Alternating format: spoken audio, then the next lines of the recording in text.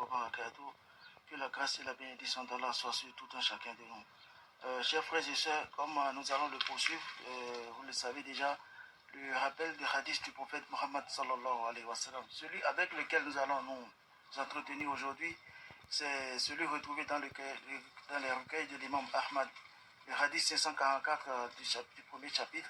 C'est également dans le troisième chapitre, le hadith numéro 587, dans les recueils de l'imam Muslim, dans lequel le prophète Mohammed sallallahu alayhi wa sallam rapporte qu'il y a trois invocations, trois catégories d'invocations qui ne sont jamais rejetées par Dieu.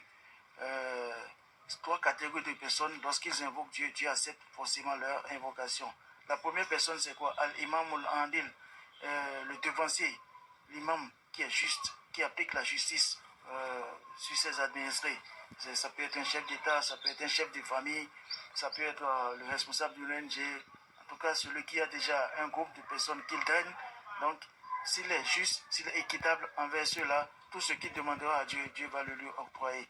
Donc, la deuxième catégorie de personnes, c'est qui? C'est As-Sa'imu Hina Yuftar. Donc, c'est le jeûneur au moment de la rupture du jeûne. Donc, le jeûneur au moment de la rupture du jeûne, ça dit, c'est pendant ce temps-là que nous sommes pressés de rompre le jeûne. Et des fois, on oublie même qu'on doit invoquer Dieu.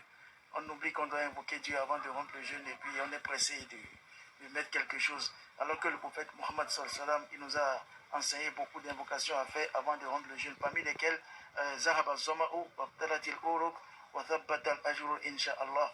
Ça, c'est la plus simple et la première invocation qu'il faut pour moi faire avant de rompre le jeûne. C'est très important. Et en dehors de ça, on demande à Dieu, bon, je veux ci, je veux ça, je veux cela. On demande tout ce qu'on veut avant de mettre le fruit qu'on peut prendre ou bien c'est la gorgée d'eau. Oui, c'est très important. Et la troisième catégorie de personnes dont Dieu ne rejette pas son invocation, c'est la personne victime d'injustice.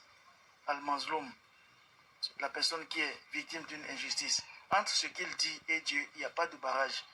Dans ce cas-là, lorsqu'il est en train de parler, Dieu est plus proche de lui, plus que sa veine jugulaire.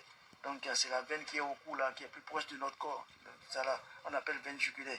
Donc Dieu est plus proche de nous que cette veine-là. Et tout ce que dit la personne qui a subi, la victime d'une injustice, Dieu l'accepte.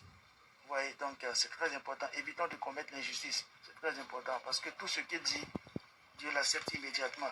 Donc c'est cela, avec cela nous allons nous entretenir aujourd'hui et qu'Allah fasse que ça nous soit profitable. Et n'oublions jamais que le salaire du bien, c'est le bien. Hal jaza'u l'ihsan illa l'ihsan. Qu'Allah nous facilite l'accomplissement des bonnes œuvres, Inch'Allah. Wassalamu alaikum wa rahmatullahi wa barakatuh.